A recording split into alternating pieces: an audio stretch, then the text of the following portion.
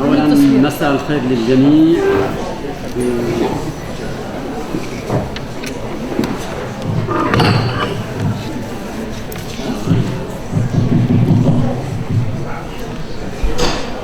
مساء الخير للجميع، تحية لكم من اليمن.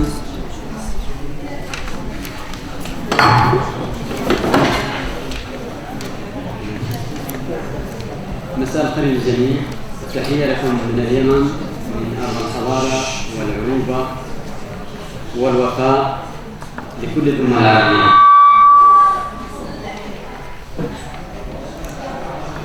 باسم كل الثوار، باسم كل ساحة من ساحة التغيير والحرية، باسم كل يمني محب للحرية، نهدي التحية لشهيد الأمة محمد معاذ الدين.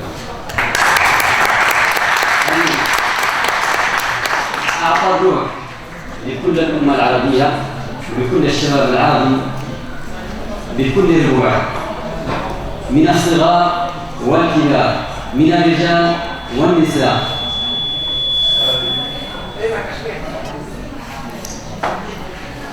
أيدكم برسالة من ساحة التغيير والحرية في اليمن باسم كل الثوار، أتكلم نيابة عنهم برسالة الثورة اليمنية، ثورة الشباب الشعبية السلمية في اليمن. مبادئها وبنودها: إسقاط النظام الفردي الأسري الاستبدادي، بناء الدولة المدنية الديمقراطية التي تكفل الحقوق والحريات العامة وتقوم على مبدأ التداول السلمي للسلطة والفصل بين السلطات، وإقامة النظام على أساس فيدرالي في الشمال والجنوب، تحقيق نهضة تعليمية شاملة تلبي تطلعات الشعب اليمني وتستعيد مكانته الحضارية، بناء اقتصاد وطني قوي يكفل حياة كريمة لكل المواطنين، وإعادة بناء المؤسسة العسكرية والأمنية على أساس وطني حديث، وبناء يضمن حياديتها واستقلالها.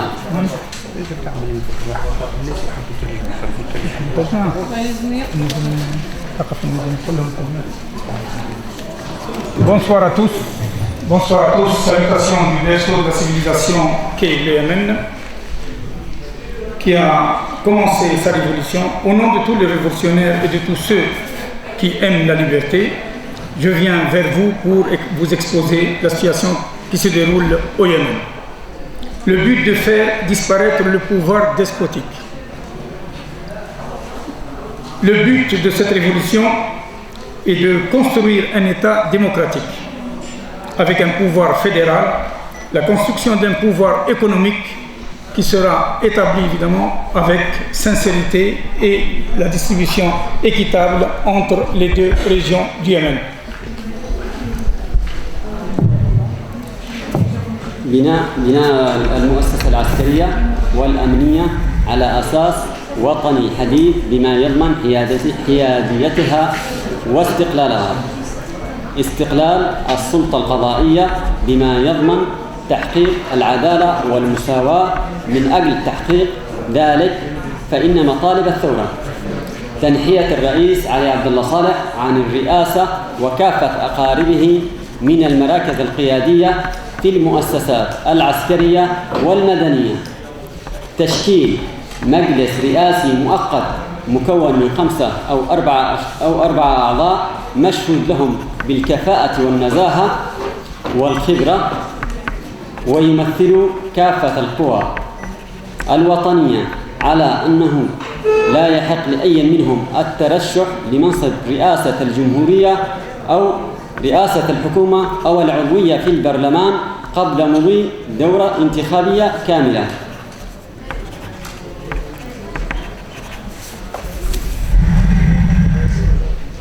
l'instauration d'un pouvoir militaire qui doit garder l'unanimité du pays, avoir une justice qui doit être instaurée pour rendre justice à tout le peuple yéménite.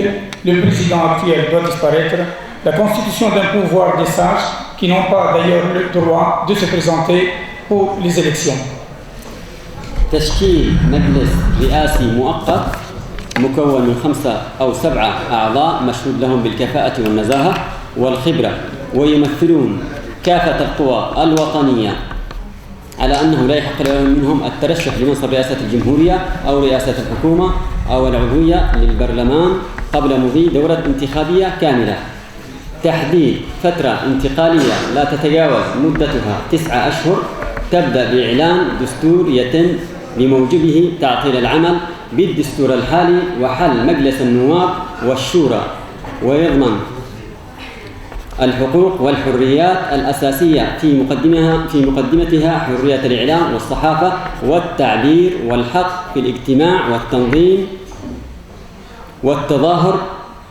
يتولى المجلس الرئاسي المؤقت المهام التالية: مهام رئاسة الجمهورية خلال الفترة الانتقالية، تكليف شخصية وطنية متوافق عليها لتشكيل حكومة كفاءات خلال مدة لا تزيد عن 2 أسبوع، دمج جهاز الأمن السياسي والأمن القومي في جهاز أمن وطني واحد يتبع وزارة الداخلية ويكلف حماية وأمن المواطن ويحترم حقوق الإنسان